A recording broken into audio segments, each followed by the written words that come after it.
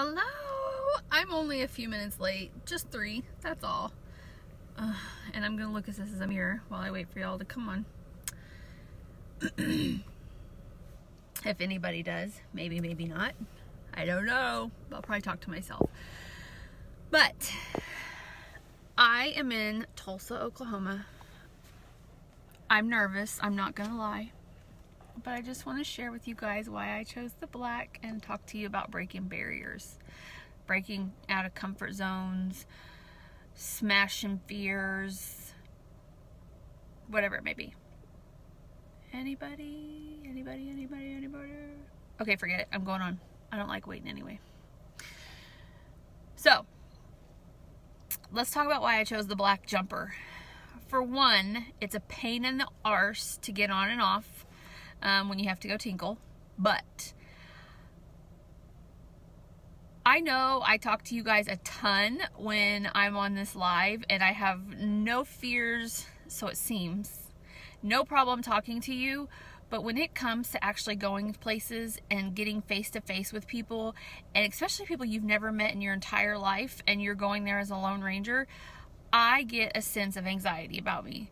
So, this is a true story.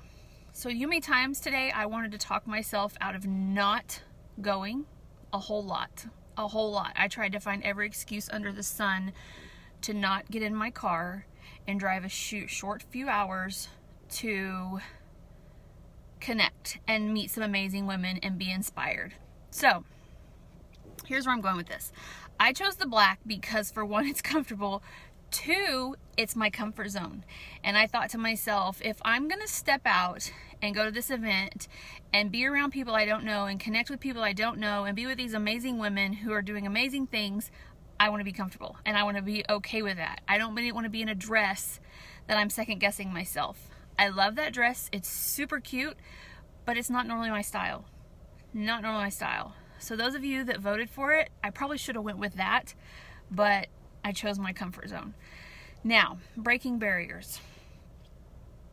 You guys, I have spent, I'll be 36 this month, and I'm not going to cry. Isn't that light pretty shining? Changing the subject, I'm not going to cry. I have spent 36 years trying so hard to achieve my dreams and go after something so much more. I was not created to stay in a box. I was not created to sit in a cubicle. I was not created to take orders from somebody else who didn't have any respect for me, who didn't appreciate my hard work, who didn't appreciate everything I did. Now, did I do it? Absolutely, because I had to and I needed to. But I was not created for that. And I could not let my light shine, and I could not be that person that I was called to be. So I have spent the last 10 years trying my darndest to make something happen. But every time I would get so close and get close to something that was important or something that was valuable or something that pushed me over that threshold to really be somebody who I was called to be, guess what I did? I found an excuse. I stayed home. I told myself I wasn't worthy. I told myself I wasn't valuable. I didn't deserve it. I'd be judged. I wouldn't fit in. I gave myself every excuse under the sun. So my point is, don't let that stop you. I don't care if you're 50. I don't care if you're 75. I don't care if you're 21. If you have a dream and you have a vision and you have an urge or just a desire to want something better in your life, take those chances, take those risks, step across that threshold. I don't know if you can see that building right there. Yeah, I'm getting ready to walk in there. Not knowing a soul, don't have a clue what it's going to be about.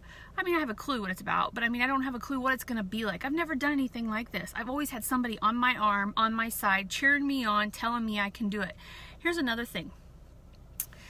About 2 years ago, my sister and a friend of mine asked me to run a 5K with them. If you know me at all, you know I hate to run. About 6 years ago, I ran a half marathon. Now, let me tell you something about this. I trained for this half marathon, but the max amount of miles I ran was 3. 3. And do you know how many a half marathon is? 13. So, My friend, I drove to Chicago, Illinois. I met my friend there. I was so scared. So scared. So scared. Got to that line. I ran this 13-mile marathon with my friend who had been training forever. 13 miles I ran this. Now, by mile like 9, 10, 11, I had to literally tell my legs to move, but I did it. And then after that, I was so sore and so painful, I swore I'd never do anything again. I'd never run anything that had a K behind it. I would never do anything like that again. And then my friends came to me and said, you should do this with us. It's short. It's no big deal. You ran a half marathon. You can do it. You guys, I wore my brand new tennis shoes, and let me tell you what kind of 5K this was. One of those color things where they throw the colored powder at you. Yeah. So I wore my brand new tennis shoes and some jean shorts so that they couldn't make me run. Guess what? Guess what they did? They made me run. One of my friends, actually my sister friend I call her, had extra pair of shorts. They made me get in those babies and they made me run. My point being is I was terrified. Terrified. Yes, it was a run. Who cares? My point. But I did it and I survived it. You guys, no matter what, when you don't want to do something, but you want something better in your life, you have to do those hard things. You have to step out. Just like today. I want so much for my family and myself and to inspire other women who are just like me, who have a desire to lead, to change their family's direction, whether it's finances, whether you just want a community of girlfriends who see you as you are and love you as who you are and get who you are, or whether you just want more confidence. I mean, because when you surround yourself, you are a sum of the 5 people you hang out with, and that's the truth. So if you want to be better, feel better, do better, you have to change that. And that's one thing that I set out to do, is to be better and do better. And I want to pass that forward to people. But if I myself can't do it, and I let those fears stop me in my tracks and keep me from doing those big things that I want, then, I mean, who am I to sit here and be talking to you to tell you to do it? I'm not doing this to toot my horn or boast that I'm, at some event. But what I am doing is sharing with you that you have to cross that barrier and you have to go beyond what your wildest fears are. You guys, I never dreamed, and I know I cannot stress this enough, and I know you probably are thinking, oh, whatever, bunch of horse poo. I have a health and fitness background. I am a tomboy at heart. I would rather be in leggings and a ball cap right now than I'd go in there like I own the place, and that is the truth, truth, truth, truth. But God brought me this opportunity. God put it before me, and I know nothing about hair. Nothing. Besides add a little curling iron, and if you guys could see me curling my hair some days, you'd probably laugh. But I dove in, and I learned, and I taught myself, and I'm teaching myself, and do you know what? You might think that I had confidence, and it's been boosted a lot, but since I've dove into this on March 18th, my confidence has like doubled, tripled. And I feel like I can walk in a room and not feel like people are going to look at me and judge me. And I know that I'm just as good as that girl standing next to me, or that girl that's going to be standing on the stage telling a story, sharing her testimony. So, if you guys have a desire, a burning in your heart that makes you want to go, but you're letting every reason in the world stop you, don't. And you know what else? This for me is, I'm okay with it. I don't have a vision of something else. I have a vision of a different view, or something that I want bigger, but I'm okay with this. But some people who have a big desire and a big dream, sometimes network marketing companies and MLMs is the perfect vehicle to get you there, because not a lot of us have about 50 grand or 25 grand or 10 grand laying around to just dump into a new business. I mean, this cost me, honestly, $300 to start, to build a business. That's it. I have to work it just like anybody else would start from ground up, no matter what you're doing. I had a friend talking to me. Oh, and she's on here. I won't say her name though. Hi, ladies. She reached out to me and she said, how do I go about starting this type of business? And I was honest with her. I told her, I said, you've got to find the capital if you want to do this. If not, you've got to find another avenue to get you there. You've got to find a way to make that money so that you can have this dream that you want. Because yeah, it's easy to ask somebody to support and give it to you, but guess what? If you don't have to work to get to that success, and you don't have to work to make something happen, are you going to appreciate it?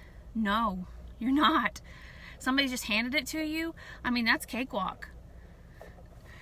So, okay, I'm done. I'm done. I'm off my soapbox. But I'm going to eat my little sandwich I brought with me to eat so I don't die in there. And, preach it, sister. Aw, thank you. I don't know. I'm on a mission, man. I am. I hate, and I said hate, seeing women want more and just stay stuck because of this society that judges us, that tells us we can't, that slaps us on our hand and says you'll never succeed, which is a bunch of, and I'm gonna say it, bullshit. It's a bunch of bullshit. That's the last time I'm ever saying it, I promise.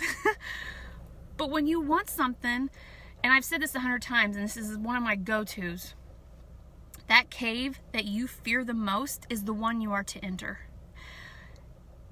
Did I think a hair care company would fall in my lap and I would push, I push harder with this than I ever did with my health and fitness.